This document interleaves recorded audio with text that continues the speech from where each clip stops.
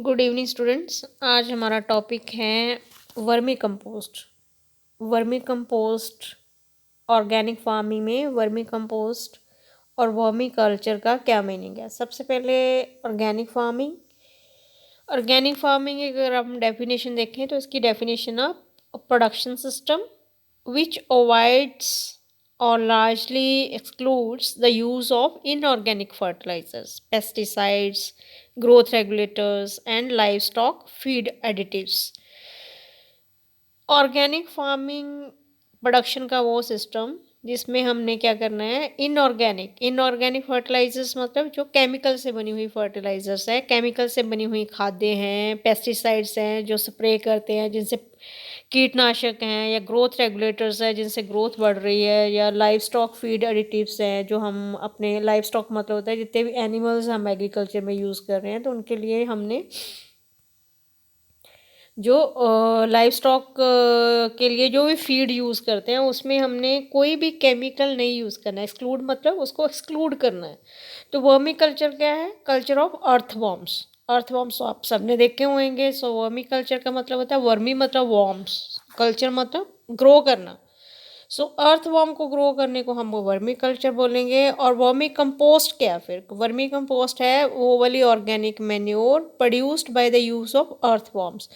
Earthworms की help से बनाई हुई ऑर्गेनिक खाद, जैविक खाद को हम बोलेंगे vermicompost, which generally lives in soil, eat biomass and excrete it in the digested from his body. So जो अर्थ वॉर्म है वो क्या करता है, वो सॉइल में रहता है, बायोमास खाता है। बायोमास मतलब जो ग्रीनरी है या ग्रीन पार्ट है, जो लिविंग पार्ट है वो खाएगा और उसके बाद उसका जो स्क्रीटा है वो एज अ कंपोस्ट बनती है। सो ऑर्गेनिक फार्मिंग की तरफ हम दोबारा से आएँ कि ऑर्गेनिक फार्मिंग के क्या कैरेक्टरिस्टिक्स हैं। एक तो जो this is the sustainable use of local resources मतलब हमारे जो रिसोर्सेज है उसका यूडिशियस यूज़। सस्टेनेबल यूज़ हम कहेंगे सोच समझ के यूज़ करना जो भी हमारे पास रिसोर्सेज है, नेचर के दिए हुए रिसोर्सेज हैं। सो एक तो हमें जो minimum use of purchased inputs only as complementary to local resources, मतलब कि हमने जो कम से कम जो है इनपुट जो है करनी है बाहर की चीज़ों की। ज़्यादा से ज़्यादा चीज़ें हमने कहाँ से लेनी है प्रोडक्शन के लिए? That is from the nature.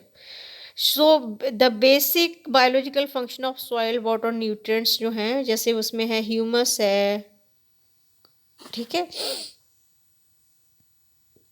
Continuum है। तो इसमें जो biological function of soil water है उसको हमने इंश्योर करना है। अगर हम वर्मी कंपोस्ट डालते हैं तो हमारे जो सॉइल वाटर न्यूट्रिएंट्स है उनकी एक अच्छा सा बैलेंस हो जाएगा। Maintaining a diversity of plant and animal species as a basis for ecological balance and economic stability. इसका क्या मतलब है कि जो प्लांट और एनिमल्स में डाइवर्सिटी होनी चाहिए, मतलब उनकी बहुत ज़्यादा huge amount of diverse species होनी चाहिए ताकि जो नेचर का बैलेंस है वो बना रहे। और साथ के साथ जो है इकोनॉमिक स्टेबिलिटी भी रहे, मतलब हमारे पास पैसा भी आता रहे, उसके लिए ये जो है वर्मी कंपोस्ट जो है दैट इज हेल्पफुल।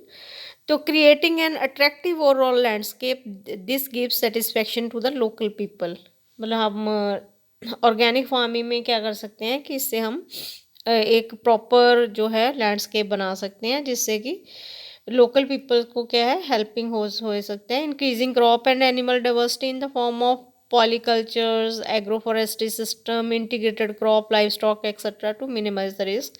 और ऑर्गेनिक फार्मिंग से हम जो क्रॉप है, एनिमल्स हैं, ठीक है, उनकी डाइवर्सिटी जो है उनको हम बढ़ा सकते हैं। पॉलीकल्चर क्या होता है, एग्रोफॉरेस्ट्री सिस्टम क्या है, इंटीग्रेटेड क्रॉप, लाइव स्टॉक क्या है, ये जो है डिफरेंट टेक्निक्स है जिनसे हम एग्रीकल्चर में या ऑर्गेनिक फार्मिंग में जो किसान की इनकम है उसको हम बढ़ा सकते हैं। ऑर्गेनिक फार्मिंग का मेन ऑब्जेक्टिव क्या है? जो भी हमारा प्रोडक्ट होएगा उसकी क्या होएगी, हाई न्यूट्रिशनल क्वालिटी। क्वालिटी हमें अच्छी चाहिए। और जो वर्क विद नेचुरल सिस्टम, और जितनी भी हमने खेती करनी है वो उसका बेस क्या होएगा, नेचर।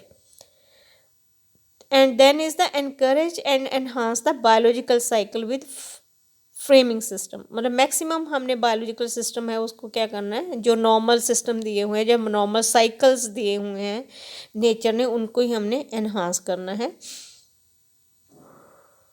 सॉइल की फर्टिलिटी सबसे बड़ी बात है। सॉइल की फर्टिलिटी को हमने क्या करना है, मेंटेन करके रखना है। मेंटेन ही नहीं करना, उसको इन्हांस भी करना है, इंक्रीज भी करना है। And then is the closed system with regard of organic matter and nutrient elements. जो हमारे ऑर्गेनिक मैटर है या न्यूट्रेंट एलिमेंट्स है जो सॉइल में होंगे, उनको हमने क्या रखना है, क्लोज्ड सिस्टम फॉर्म में रखना है। जितना भी लाइव स्टॉक है, लाइव स्टॉक मतलब जो भी एनिमल हम एग्रीकल्चर में यूज़ कर रहे हैं, that is the condition of life allow them to perform all aspects of their innate behaviour. उनका जो ओरिजिनल बिहेवियर है, जो इनेट बिहेवियर है, उसको हमने क्या करना है, मेन जो है उस पर कॉन्सेंट्रेट करना है। पल्यूशन जो है उसको हमने अवॉइड करना है ऑर्गेनिक फार्मिंग से। तो इससे हमने जो जेनेटिक डाइवर्सिटी है एग्रीकल्चर सिस्टम की, उसको मेंटेन करना है। तो जो एग्रीकल्चर के प्रोड्यूसर्स हैं, N adequate return and satisfaction, मतलब उनकी जो सेटिस्फेक्शन है, जो भी ऑर्गेनिक फार्मिंग कर रहा है, उसको रिटर्न जो होना चाहिए वो अच्छा होना चाहिए, सेटिस्फैक्ट्री रिटर्न होना चाहिए उसका। Now what is the components of organic farming. Organic farming में हमने जो मेन हमारा जो है वो है कि ऑर्गेनिक मैन्योर्स में होनी चाहिए, जो हमने लास्ट मेरे 2 लेक्चर्स में अपने बल्कि और कॉन्सेंट्रेटेड ऑर्गेनिक फार्मर टॉपिक हमने किए हैं। तो ये जो है मेन कंपोनेंट्स हैं। Non chemical weed control measures, अब जो हमने वीडिसाइड लेने हैं, जब पेस्टिसाइड्स होने चाहिए, जब बायोलॉजिकल पेस्ट मैनेजमेंट है। Non chemical weed control measure मतलब कि जो भी वीड है, वीड क्या होता है, अनवांटेड प्लांट जो क्रॉप के साथ उग जाएगा, उसको हमने अगर कंट्रोल करना है तो हम क्या यूज़ करते हैं, केमिकल्स करते हैं।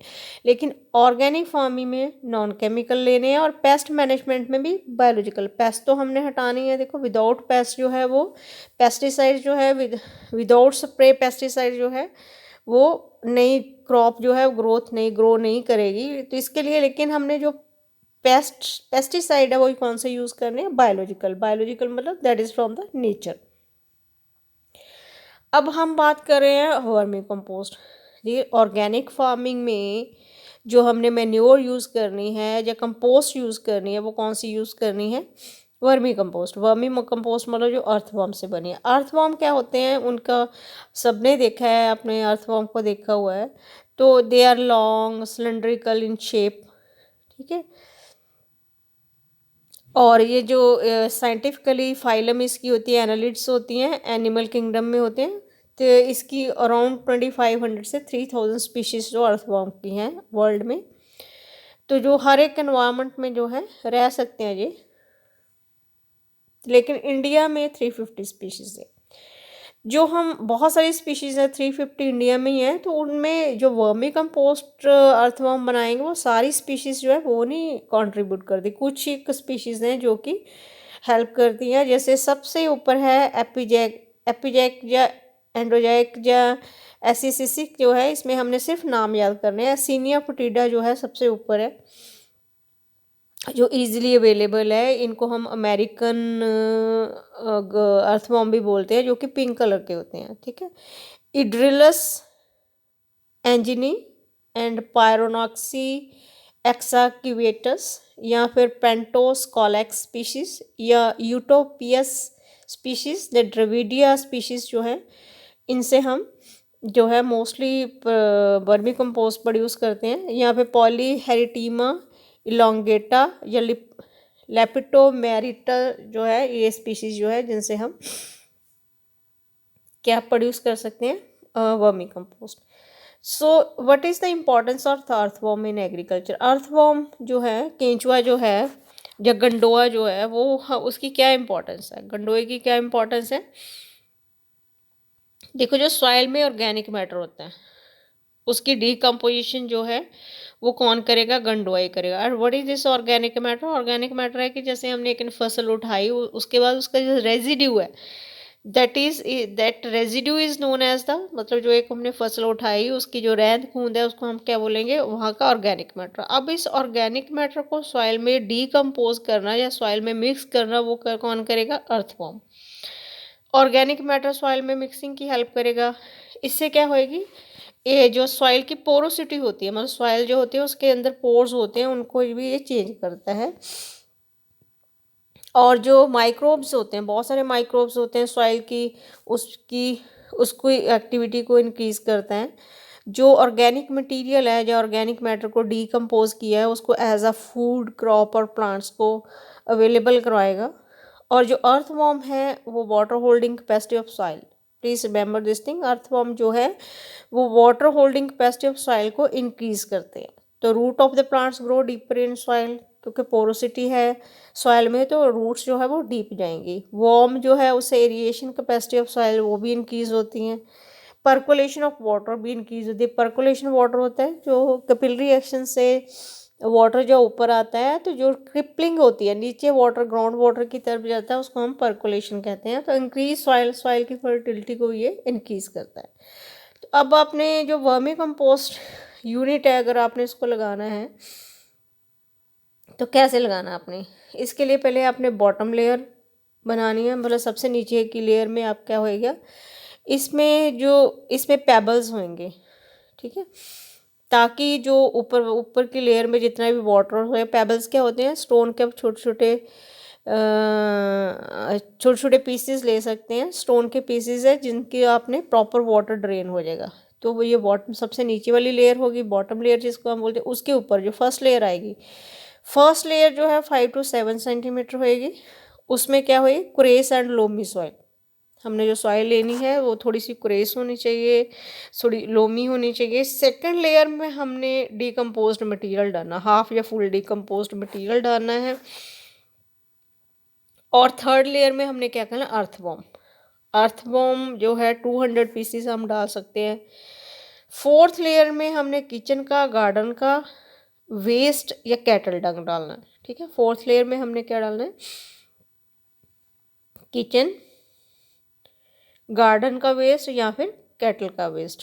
उसके बाद फिफ्थ लेयर जो आएगी उसमें आएगा broad leaves and organic waste. वो उसके ऊपर हमने जो मैंने आपको ऑर्गेनिक वेस्ट बताया या लीव्स वगैरह हैं उनसे उसको हमने कवर कर देना है। और upper layer should be covered with the net. Net से भी कर सकते हो आप ऊपर लेयर को, या फिर आप इसको बोरी से भी कवर कर सकते हैं, ठीक। तो टाइप ऑफ वर्मी कंपोस्ट आप देख रहे हो। अगर आप घर में इंडोर वर्मी कंपोस्ट ही करती है तो छोटे टब में भी आप वर्मी कंपोस्ट बना सकते हो। आप टब देख रहे हो नॉर्मल जो हम वॉशिंग के लिए यूज़ करते हैं, that is same type of tub. लेकिन अगर अपने लार्ज स्केल में या आउटडोर वर्मी कंपोस्टिंग करनी है तो ये जो वर्मी टेक है, this is the unit. And अगर आपने बहुत ज़्यादा लार्ज स्केल पे कमर्शलाइज्ड में, मतलब आपने बनाकर मार्केट में वर्मी कंपोस्ट जो है वो बेचनी है ज़्यादा में, तो उसके लिए आप ये जो सिस्टम है that is the open heap system.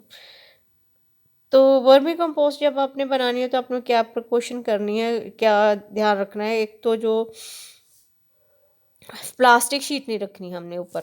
मैंने आपको बोला बोरी से हम इसको कर सकते हैं, नेट से कर सकते हैं, लेकिन कभी भी हमने ऊपर जो है वो प्लास्टिक, क्योंकि जब वर्मी कंपोस्ट होएगी तो हीट प्रोड्यूस होएगी। अगर हीट प्रॉपरली एस्केप ना हो या मेंटेन ना हो तो वह जो अर्थवर्म है वो क्या होएंगे, डेड हो जाएंगे। इसलिए हमने इसको कभी भी प्लास्टिक शीट से कवर नहीं करना है। इवन जो वर्मी कंपोस्ट यूनिट आपने लगाई है that should also be made up of the natural material. उसको भी आपने कोशिश करना है कि उसको भी हमने प्लास्टिक से जो है नहीं शेड बनानी है। उसकी जो टेम्परेचर है वो भी ज़्यादा हाई नहीं होना चाहिए, तो ये ओवरलोडेड नहीं होनी चाहिए, क्योंकि एरिएशन प्रॉपर होनी चाहिए। जो मॉइस्चर लेवल है उसको हमने मेंटेन करके रखना है। तो इसके अंदर कोई हमने एसिड वगैरह नहीं डालना। मोस्टली जो होती हैं, जो प्रिकॉशंस होती हैं वो ना रेड आंट्स और रैट्स होते हैं, तो जो कीड़ी हैं वो नहीं आपने लगने देनी साथ में। उसके लिए आप जो है हल्दी पाउडर जो है साइड पे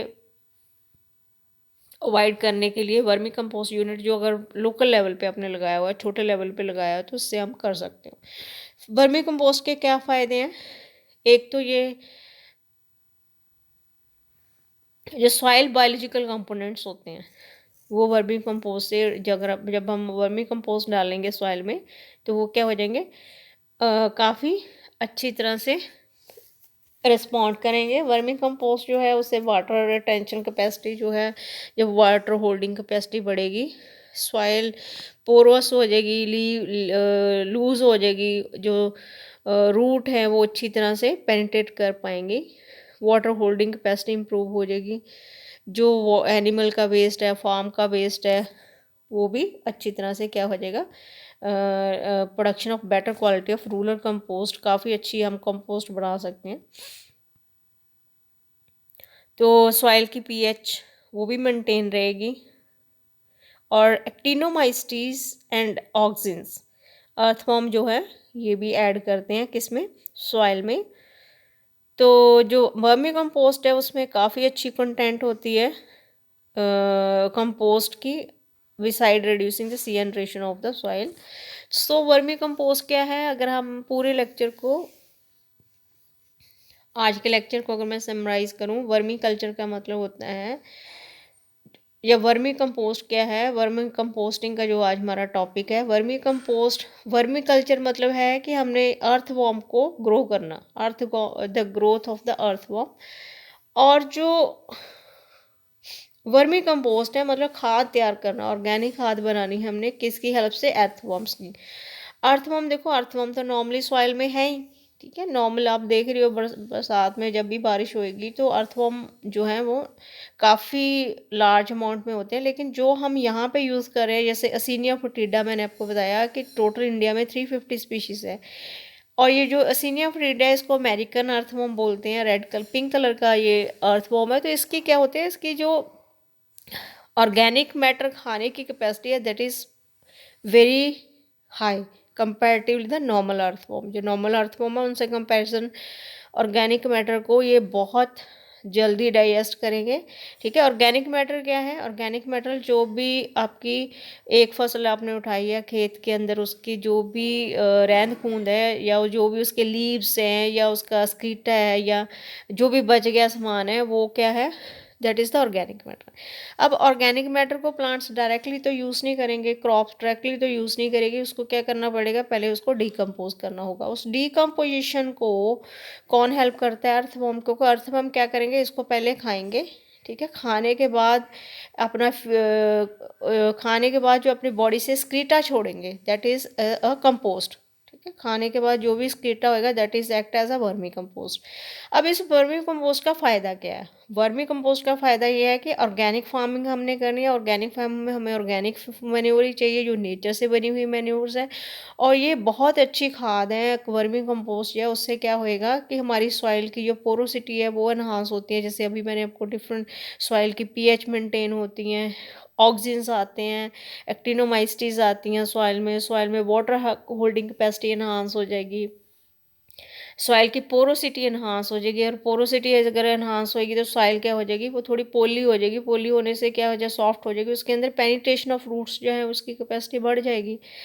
तो डिफरेंट डिफरेंट मेथड से हम जो है वो वर्मी कंपोस्ट प्रोड्यूस कर सकते हैं। जैसे मैंने आपको लास्ट बताया एक स्लाइड में कि अपने फर्स्ट लेयर कैसे बनानी है, जो बॉटम लेयर है उसके हमने पेबल्स डालने हैं, उसके ऊपर हमने थोड़ी मिट्टी डालनी है, मिट्टी डालने के बाद हमने जो नेक्स्ट लेयर बनानी है उसमें कुछ एक डीकम्पोज्ड मटेरियल होना चाहिए, जो हम वर्मी कंपोस्ट की एक लेयर, ऑलरेडी बनी हुई वर्मी कंपोस्ट की एक लेयर बना सकते हैं। उसके बाद नेक्स्ट लेयर हमने क्या डालनी है, अर्थवॉर्म की डालनी है।